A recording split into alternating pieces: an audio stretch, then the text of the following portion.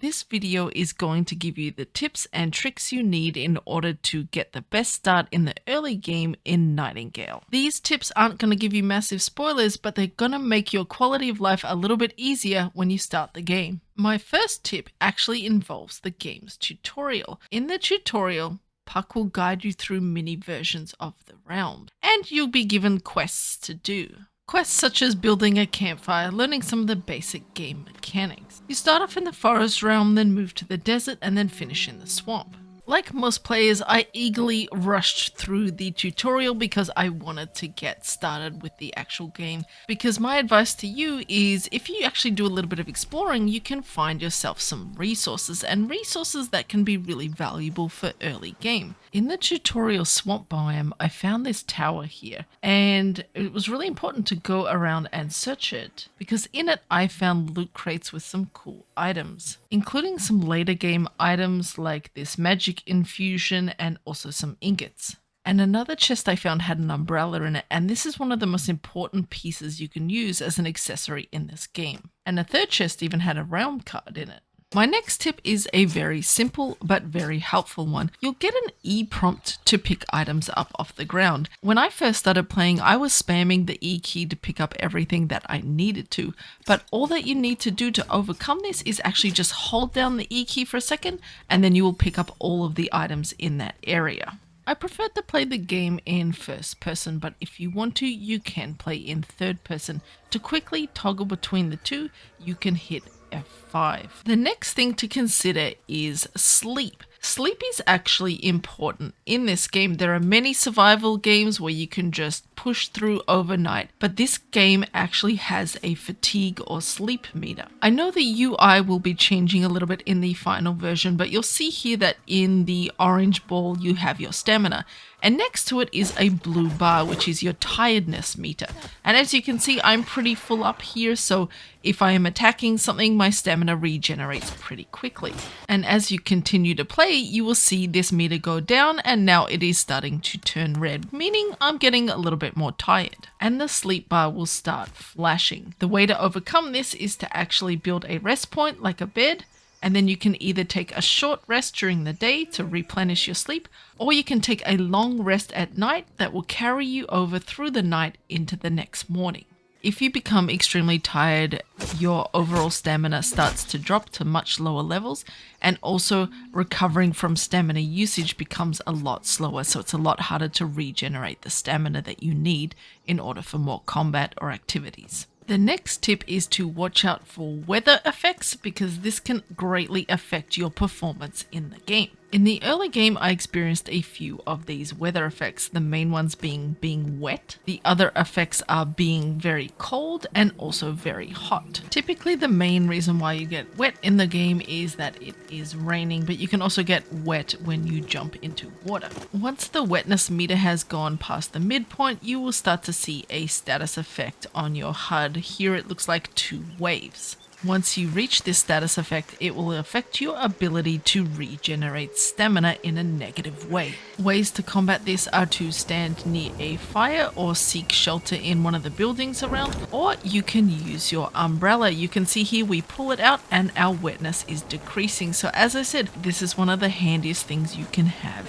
in the game. And when your meter dips below the halfway point, you lose the status effect. Sometimes the rainstorm will actually turn into a hailstorm, and you get another status effect, which you can see here next to the wave, which basically means your health will rapidly deteriorate, so you need to seek shelter or get your umbrella out immediately. There is also a cold status effect that you get.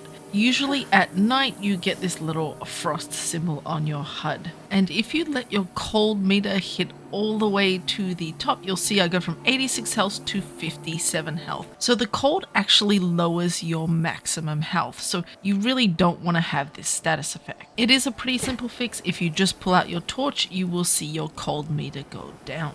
In the desert realms, you will also get the hot status effect. This effect greatly reduces your stamina, similar to kind of being wet. It reduces it by around about a half. To overcome this, you can seek shelter. If you go into a shady part of the desert, you will see that the hot meter is reducing here. And again, your umbrella will also provide shade. Not only does the umbrella help you with all of the weather effects, it's your parachute in the game. Just be mindful when using it that it does use stamina, but it stops you from getting full damage. Similar to other games like Valheim, your overall health and stamina is dependent on the quality of food that you are eating. When traveling through the biomes, you'll have the opportunity to collect berries, plants, and mushrooms through your travels. You can consume these raw for some minor health and stamina benefits. But if you want to bring it up a next level, if you put them in the cooking pot, they will give you increased health and stamina benefits. You can also cook your various plants and mushrooms in here, so I'm going to go into mixed plants and I'm going to cook up the mushrooms that I picked earlier. And this actually gives you a little bit more stamina. We're getting around 30 stamina and 25 health from the cooked mushrooms. Roasted berries will give you a quick health regeneration at 25, but won't do much to help your stamina. The food or hunger meter is located next to the health. It's a green bar. And next to it, you will see 3 slots, which is the food that you have in your essentially stomach. The more you fill up these slots with quality food, the more your health will increase, as you can see right here. Once you eat the food, you will see a countdown timer in those little slots, and that's the amount of time that you have until that food runs out of your stomach. In short, the more food that you eat and the more food of higher quality, you will see your health and stamina numbers go up significantly. Always keep an eye on your food and hunger meter, because the moment you forget to eat is when your health starts to go down. One of the first things you'll need to build in the game is an estate cairn, and what this will do is act as your respawn point and a safe area for you to set up your first buildings in. The estate cairn not only acts as a respawn point, you can also fast travel there. You open up your map, hit the respite, and then select and confirm fast travel, and you will head right back to base. The building system in Nightingale works on a blueprint system. So what you end up doing is actually laying out your foundations and your walls and how you want your base to look, and then you go off, grab the materials, and fill them in over time. But I want to give you a few tips from my first experiences with building. The first tip is to not chop down trees too close to your base, because if they do fall on your base, they can damage it. Oh no! The next one is that the crude upper floors will not protect you against the rain and the weather. You actually need to make sure that you're building a roof. Again, if you are rushing into the game and not paying a huge amount of attention to detail, I found it really difficult to figure out how to destroy a structure. But what you need to do is be looking at the structure, hold down the X key. That will bring up a building submenu for you where you can hold down V to remove something or R to move a building piece. Once you have crafted yourself a hammer in the game, you will be able to repair your buildings. Just make sure you're hitting them in the right spot. It was a little bit janky, but you could see here I was able to repair my estate cairn. One of the most important features in Nightingale, which distinguishes it a little bit from other survival games, is essence. Now, essence is almost like a form of currency in this game. You actually use essence to repair your items, and in later game it can be used to upgrade items. And it is also used to purchase things from the traders that are in the game. There are different tiers of essence, but early game you'll be using the base tier. You can find essence as a reward at some of the puzzles in the game, and it is also dropped by some of the enemies that you will kill when playing. So if you find yourself over encumbered, don't throw anything out. Just select it and extract. I'm using it to get all the hide and meat that I don't longer need, as well as plant fiber. That way I won't be encumbered anymore, but I've gained something from the extraction. Also, if you find yourself short on essence, especially around a trader, just go around and farm plant fiber. It converts on a 1-to-1 ratio with essence. When you are in your inventory, just right click on the item and hit extract, select the number that you want to extract, then just continue to collect and extract, and then head over to the trader where you can make your purchases.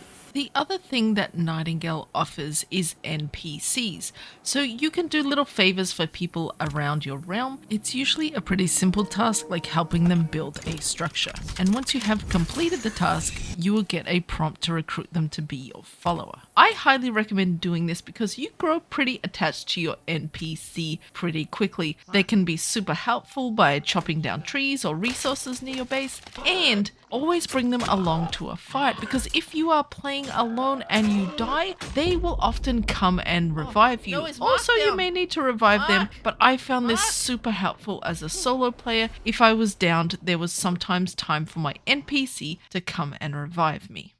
Throughout the realms, you'll find a series of puzzles. Just a tip to help you solve these, they will actually play a little tune which gives you hints in order to select the right nodes to get the puzzle right. So pay attention to that. If you get it wrong, it will spawn a bunch of mobs that will attack you. These are really important to do because you get increased little bonus powers and also essence dust from completing the puzzles. It also unlocks a hope echo that you can get, which gives you bonus engrams. I got the umbrella one here, so I can now make umbrellas. And also it gives you the bonus powers. So I got the power of soaring in this one, and check it out. I can do ginormous jumps. It's a temporary power, but it can be super fun and helpful. In order to progress in the game, you'll need to unlock sites of power. Now, once unlocked, you can enter and then do a boss fight. But there are certain conditions that are required for you to unlock these sites of power. And the first one being your gear score. In order to increase your gear score, head over to the crafting workbench and build yourself pretty much one of every item in there. What you don't want to do is focus solely on weapons and gear. What you also need to do to upgrade your gear score is to make new armor as well, so make sure you unlock that sewing station. Upgrade all of your armor as well, and that should push you over the edge into getting enough gear score to unlock your first boss. The first boss is no joke, it can be pretty hard, but if you are cheeky, sometimes you can glitch it out on the stairs. Now this may have been fixed out of early access, but I found running up and down the stairs, managed to get it stuck and then was able to finish off the boss fight that way. Once you defeat the bosses, you now can access realm cards in order to activate those portals and explore other realms. So I am going to be streaming Nightingale pretty frequently on my Twitch channel. I'll put a link in the description, so go and check that out. And keep an eye out for more guides on this channel. I do art guides and I'm going to be doing Nightingale guides as well. So make sure you subscribe if you want to see more of those right here. Thank you for watching. Bye.